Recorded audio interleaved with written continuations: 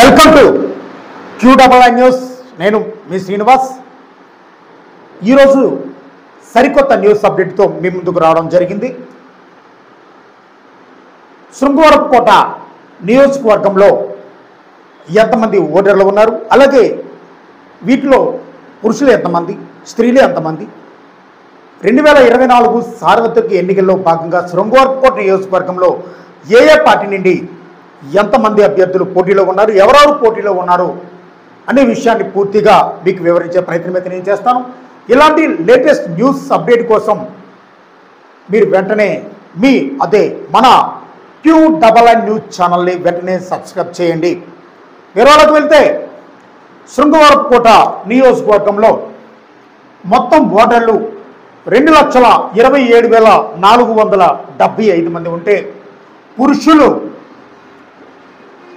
1,08,227 మంది ఉన్నారు. స్త్రీలు 1,14,226 మంది ఉన్నారు. ఇతరులు 2 ఉన్నారు.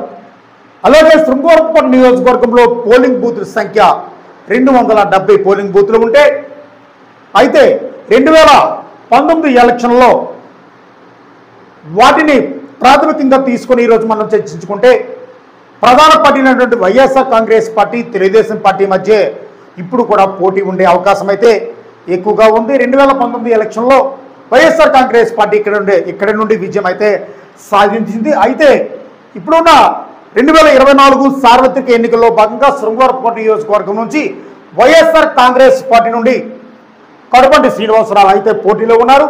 అలాగే తెలుగుదేశం పార్టీ నుండి కోళ్ళ లలిత్ కుమార్ గారు మాజీ ఎమ్మెల్యే పోటీలో ఉన్నారు. అలాగే కాంగ్రెస్ పార్టీ నుండి గేదెల తిరుపతిరావు గారు పోటీలో ఉన్నారు. అలాగే బహుజన సమాజ్ పార్టీ నుంచి బోడు కృష్ణ గారు అయితే పోటీలో ఉన్నారు.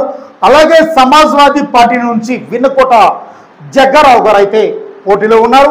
అలాగే జాతీయ జనసేన పార్టీ నుండి యాల వెంకటరావు గారు అయితే పోటీలో ఉన్నారు.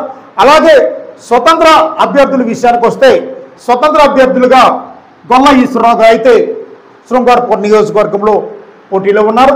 అలాగే చెప్పాల శేషగిరిరావు స్వతంత్ర అభ్యర్థిగా శృంగవరపుకోట నియోజకవర్గంలో పోటీ అభ్యర్థిగా ఉన్నారు.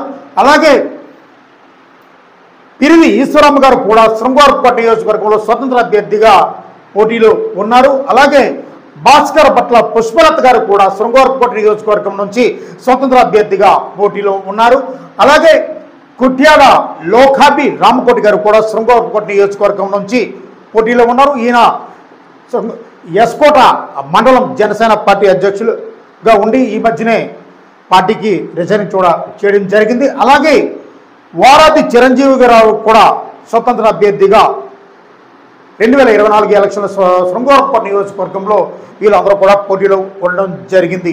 ఇలాంటి లేటెస్ట్ న్యూస్ అప్డేట్ మీ మొబైల్లో మీరు వెంటనే పొందాలనుకుంటే ఇంతవరకు మన QNN న్యూస్ ఛానల్ని సబ్స్క్రైబ్ చేసుకోకపోతే వెంటనే మన QNN న్యూస్ ఛానల్ సబ్స్క్రైబ్ చేయండి.